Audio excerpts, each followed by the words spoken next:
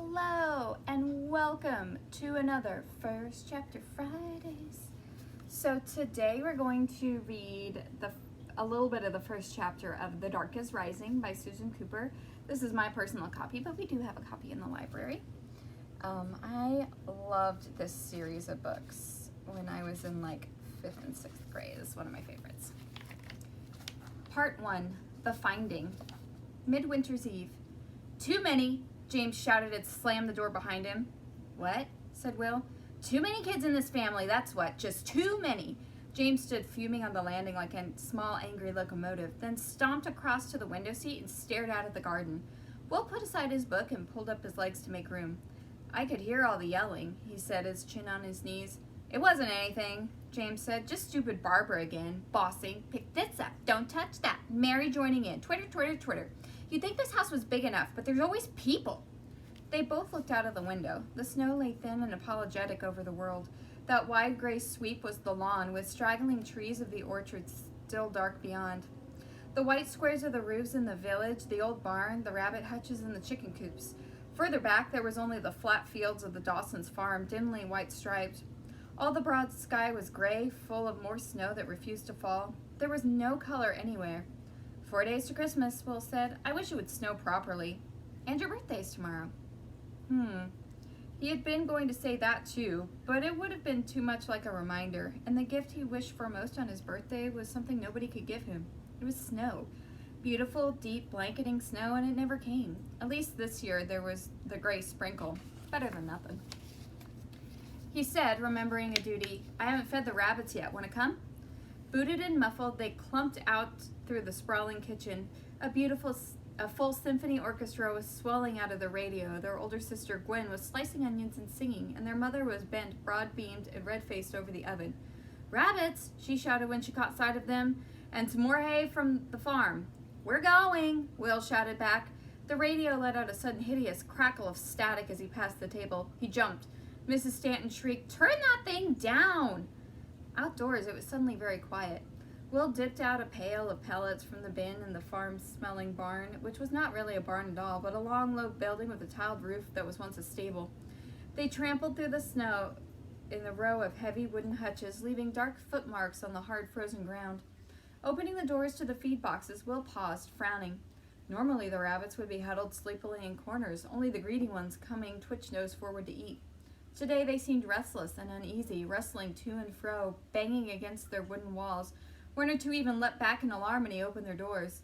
He came to his favorite rabbit, named Chelsea, and reached in as usual to rub him affectionately behind the ears. But the animal scuffled back away from him and cringed into a corner, pink-rimmed eyes staring blank and terrified. Hey, Will said, disturbed. Hey, James, look at that. What's the matter with them? All of them. They all seem all right to me.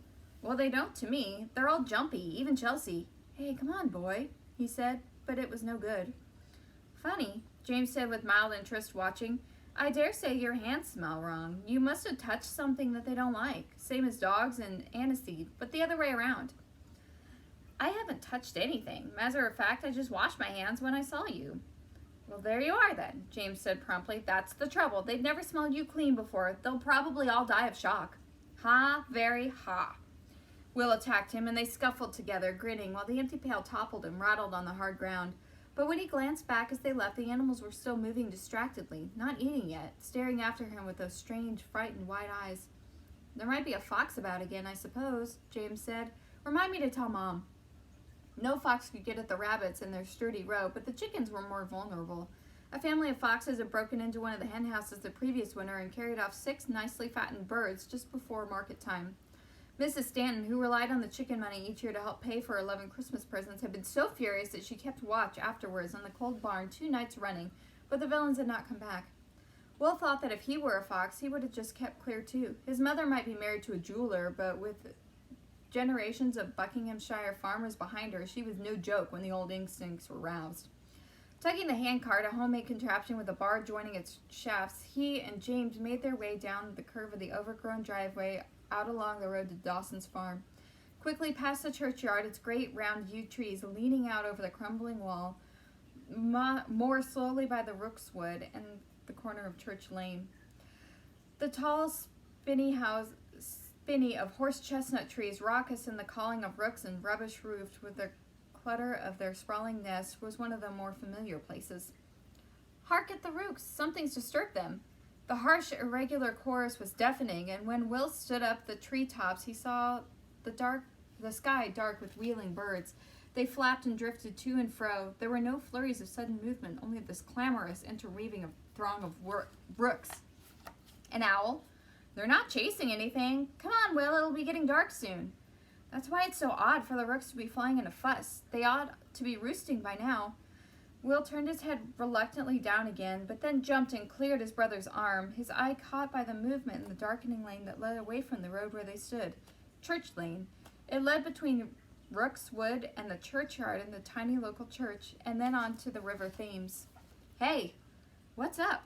There's someone over there, or there was, looking at us. James sighed. So what? It's just someone out for a walk. No, he wasn't. Will screwed up his eyes nervously, peering down the little side road. He was a weird-looking guy, all hunched over. When he saw me, he ran off behind a tree, scuttled like a beetle. James heaved to the handcart and set up off the road, making Will run to keep up. It's just a tramp then, I don't know. Everyone seems to be going batty today. Barb and the rabbit and the rooks, and now you all yakety yak yak yakking. Come on, let's get the hay. I want some tea. All right, we're going to stop there. Let's read the synopsis. On the midwinter day that his 11th birthday, Will Stanton discovers a special gift, that he is the last of the old ones, immortals dedicated throughout the ages to keeping the world from domination by the forces of evil, the dark. He is plunged at once into a quest for the 6 magical signs that will one day aid the old ones in the final battle between dark and light. Thereafter, for the 12 days of Christmas while the dark is rising, life for Will, although outwardly normal, is strangely wonderful as he is drawn through terror and delight. All right, so if you are interested, we do have the whole series. This is actually the second book, but you can read it first. So, if you are interested, feel free to check it out.